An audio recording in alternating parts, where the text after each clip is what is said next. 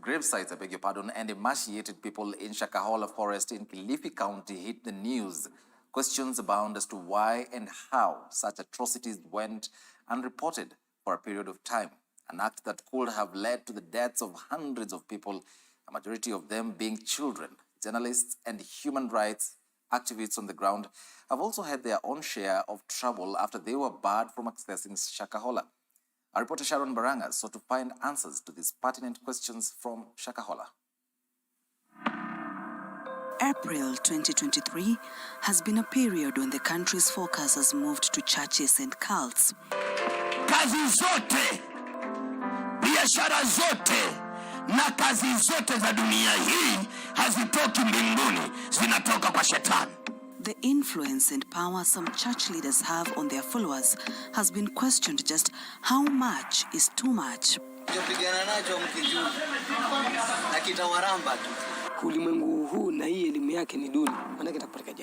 The government has not been left out in the equation, as many condemned it for the laxity that is said to have led to the horrific deaths of hundreds of Kenyans. Here are shocking tales of the last wedding from Shakahola in Kilifi County. Shakahola is a name that gained prominence not only in the country, but internationally. All eyes are on this sleepy village that is predominantly home to the Giriama community. Please, can you step outside, please? Don't interfere with the investigation. The little-known place is a sacred space for the Giriamas, but now, with the status quo, they feel Shakahola has been defiled by the horrific tales coming out of the forest. Shakahola Kigiriama, Shaka, haya ni majina mawili. Shaka linamaanisha tabu, wazungu akasema misery ama predicament. Shaka hola inamaanisha kwamba ni kupoa, yani kitu ambacho kimefika mwisho, nimepona mimi.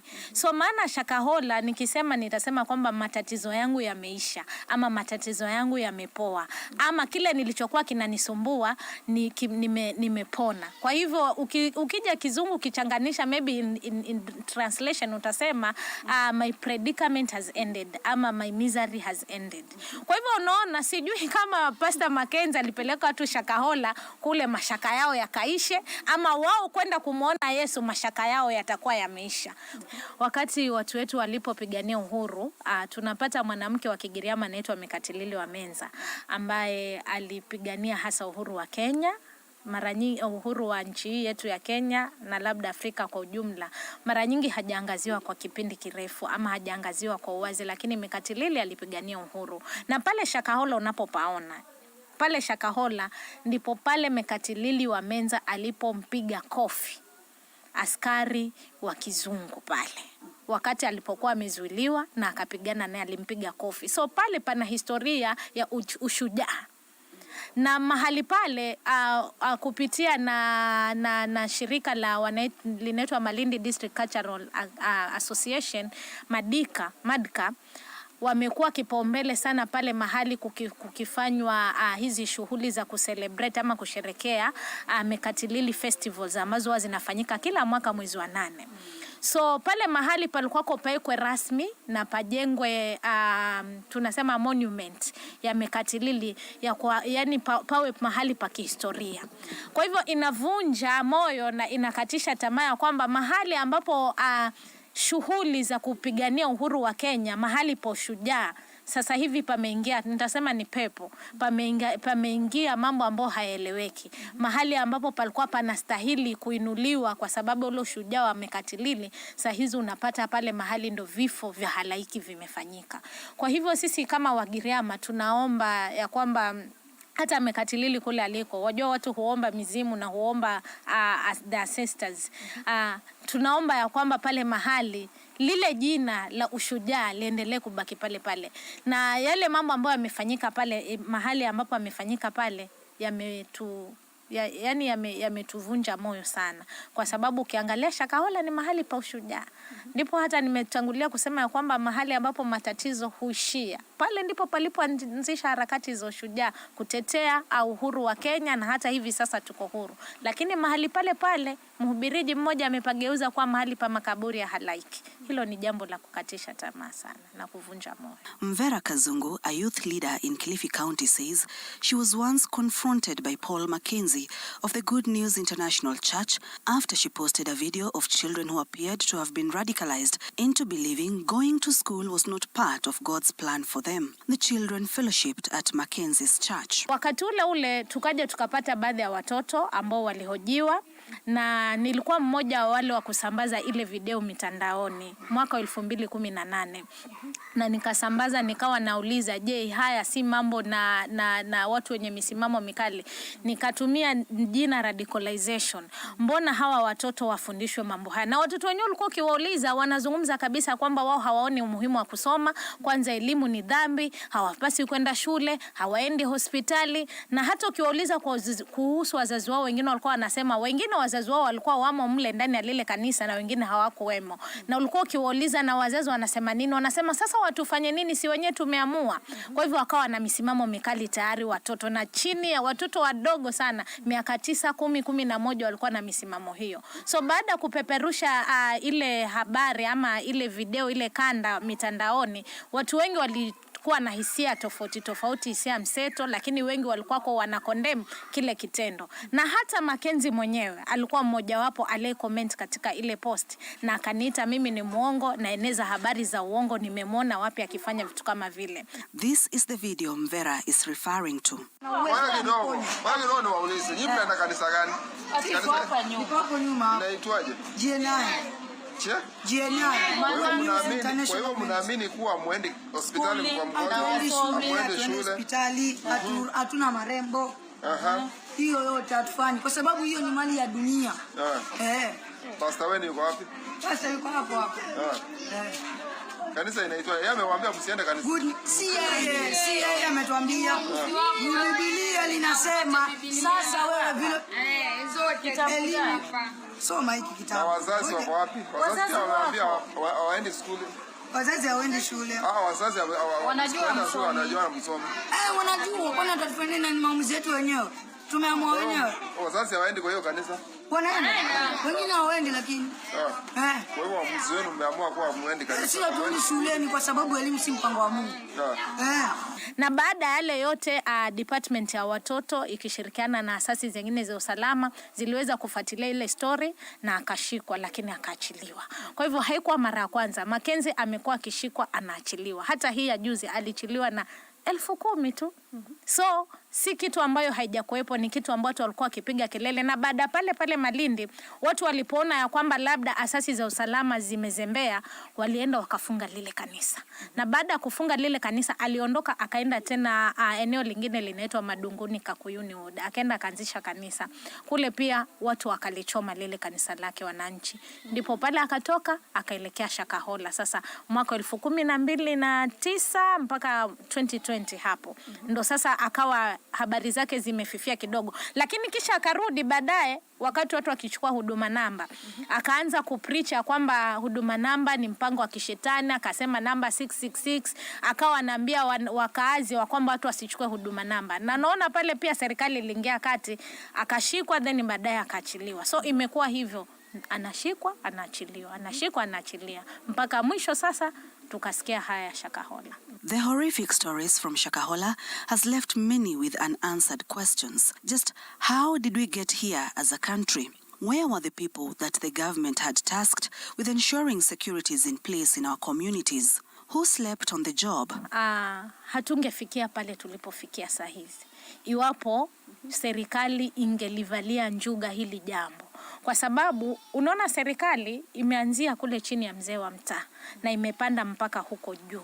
Ni jambo la kutamausha na la kuumiza maini kuona ya kwamba mtu anadhulumu watu, ananyanyasa. Mimi kwanza nasikia uchungu kuhusiana na wale watoto wadogo ambao hawana hatia na vile walivyokuwa wanafanya. Kwa hivyo tumekuwa, hii ni Kenya, na tumeona watu wahubiriji wenye misimamo mikali. Haijaanza leo. Kuna wakati 2013, 2014 kulikuwa kuna kundi linaitwa MRC, Pwani si Kenya. Na tuliona vile asasi za usalama zilikuwa zinafuatilia kila hatua ya hili kundi. Mbona huyu ameachiliwa tangu hiyo time mpaka saa hizi na bado anaendelea kuumiza watu? Kwa hivyo mimi ninasema ya kwamba iwapo asasi za usalama zingekuwa macho zaidi na kufanya haya yote, kwa sababu hii haina tofauti na mtu anayefundisha hawa tunawaita terrorist. Haina tofauti, kwa sababu mimi nilikuwa najiuliza kama watu walikuwa wamewekwa kasumba ya kufunga mpaka kufa ama kuweza kuumiza watoto wao, je, wangeambiwa wajilipue?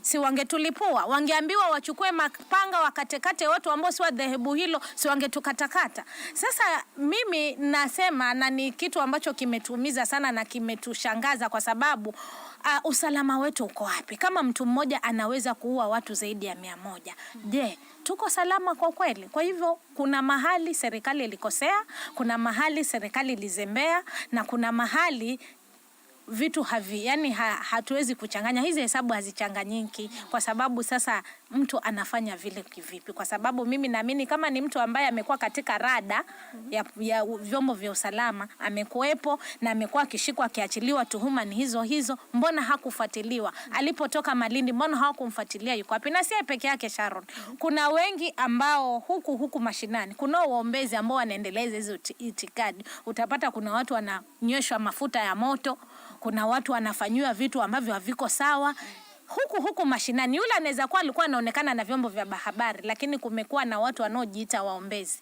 ambao wamefanya mambo ambayo hayastahili. Watu wamekosa kwenda hospitali, wameaga watu, yani vitu ambavyo havisemeki.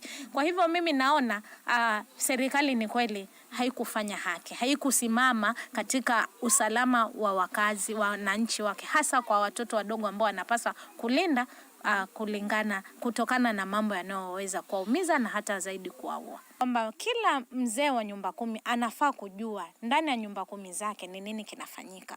Kwa hivyo kitu kinachoshangaza ni kwamba watu tunashindwa kuelewa ni kwamba huyu mtu amekuja, mambo yanaendelea kufanyika pale, na hakuna mtu aliyeweza kuzungumza ni nini kilikuwa kinafanyika. Nitakupa mfano kwamba mimi nimekuwa Tanzania kutembelea kakangu.